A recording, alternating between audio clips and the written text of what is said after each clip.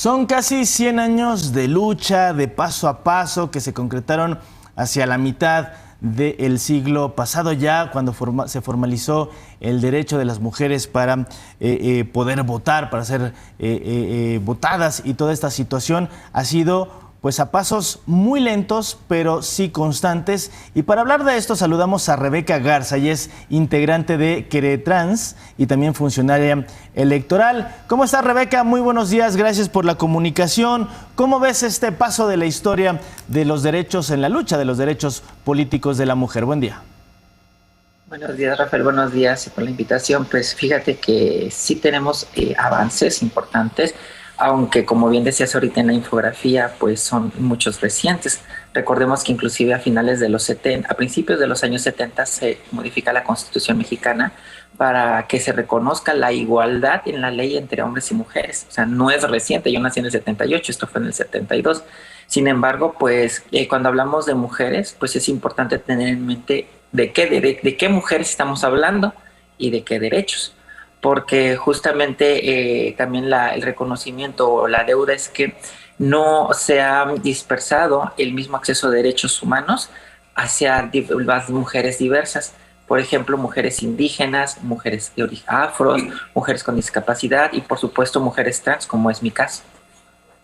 Rebeca, ahora me gustaría que nos platicaras un poco desde tu experiencia como mujer trans, porque tanto las mujeres cisgénero como las mujeres trans, bueno, hemos sido sectores de la población que hemos tenido que exigir derechos que están plasmados en la Constitución, pero que no, digamos, en la práctica no están. ¿Cómo ha sido tu lucha? ¿Qué conquistas se han logrado en los últimos años?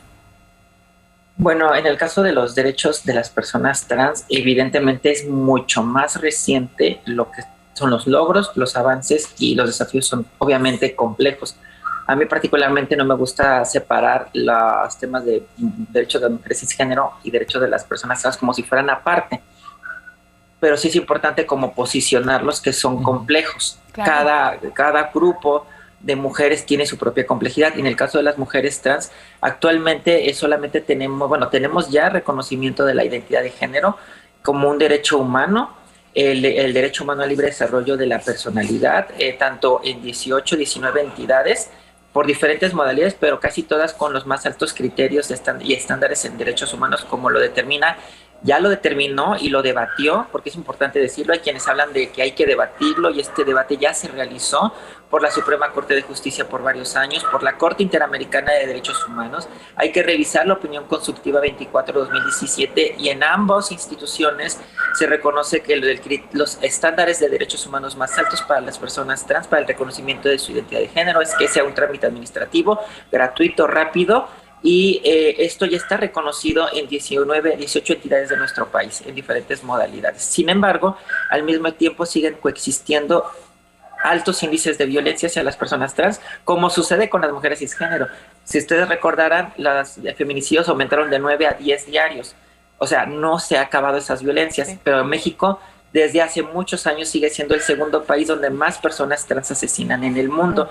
Desde que empezó 2022, inclusive desde la pandemia, los asesinatos y violencias a las personas trans, en particular incluso desde su entorno familiar, por la pandemia se han incrementado. Y esos son temas de las que desgraciadamente no se ha hablado mucho en la escena pública.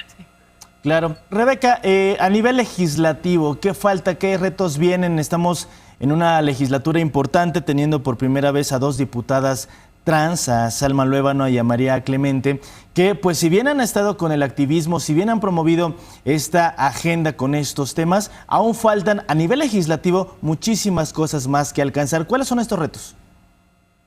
Pues yo creo que primero hacía falta una disculpa de la Cámara Legislativa por lo que sucedió ante María Clemente y ante Salma Luébano, porque como tú lo has dicho, son las primeras diputadas trans. Es histórico lo que se ha logrado, y en vez de eso se han encontrado escarnio y obstáculos. Esto habla del nivel de violencia que vivimos las personas trans en todos los espacios, inclusive en la más alta tribuna de nuestro país. Esto es para iniciar. Ya todavía hace falta que a nivel federal se reconozca también el reconocimiento de la identidad de género, pero no solamente eso. en todos los aspectos. Hace falta, por ejemplo, inclusión laboral trans. En Argentina ya existe cupo laboral trans que corresponde al 1% para todos los cargos públicos de la administración federal, lo que permitiría, por ejemplo, un ejercicio de reparación histórica hacia estas violencias que hemos vivido las personas trans y que nos han mantenido en la exclusión sistémica y estructural. Hace falta prohibir las terapias de reconversión, no solamente hacia las personas trans por su identidad de género, sino a cualquier persona por su orientación sexual diversa. Actualmente todavía hay N cantidad de supuestas clínicas, inclusive financiadas por grupos religiosos, que están naturalizando, normalizando las terapias de conversión. Hace falta también formar liderazgos políticos de personas trans para ocupar espacios que nos corresponden. Nos hace falta muchísimo, pero sobre todo nos hace falta que nos abran espacios en la vida cotidiana. Yo les pregunto a las personas que nos escuchan, si nunca has visto una persona trans, si nunca has convivido con una persona trans y solamente tienes conocimientos por estereotipos, pues pregúntate por qué no están y qué haces tú para que las personas trans tengamos vidas dignas, porque normalmente nos preguntan a nosotras como personas trans, ¿qué hacemos para tener vidas en paz? Cuando pues las personas que no son trans también participan en los entornos hostiles o de seguridad que podamos vivir. Totalmente, Rebeca, finalmente un poco existe esta idea equivocada de que el tema de las mujeres cisgénero, o en este caso de las mujeres trans, bueno, en este caso, por ejemplo, las mujeres cisgénero, no, pues sus temas son la belleza, los embarazos, la maternidad, digamos, cosas estereotipadas en un rol de género como mujeres cisgénero. También puede decirse que la agenda de las personas trans son los derechos LGBT, las enfermedades de transmisión sexual. Es decir, existen un montón de perjuicios alrededor de nosotras. Platícanos cómo no es cierto, cómo una persona trans y una mujer puede discutir de la misma manera una mesa de seguridad como una mesa de maternidad. Claro, primero hay que aclarar un mito que se ha estado propagando. Las personas trans no desconocemos el cuerpo biológico. Entonces, claro que reconocemos que existe una base material. Lo que decimos es que hay unas cargas simbólicas sobre lo que consideramos que es femenino. Y tú lo acabas de decir, sobre la feminidad gravitan ideas de frivolidad, de que somos cuerpos que no tenemos liderazgos, y esto pesa sobre mujeres cis y mujeres trans. Pero el asunto de las mujeres trans todavía está atravesado la misoginia con la transfobia.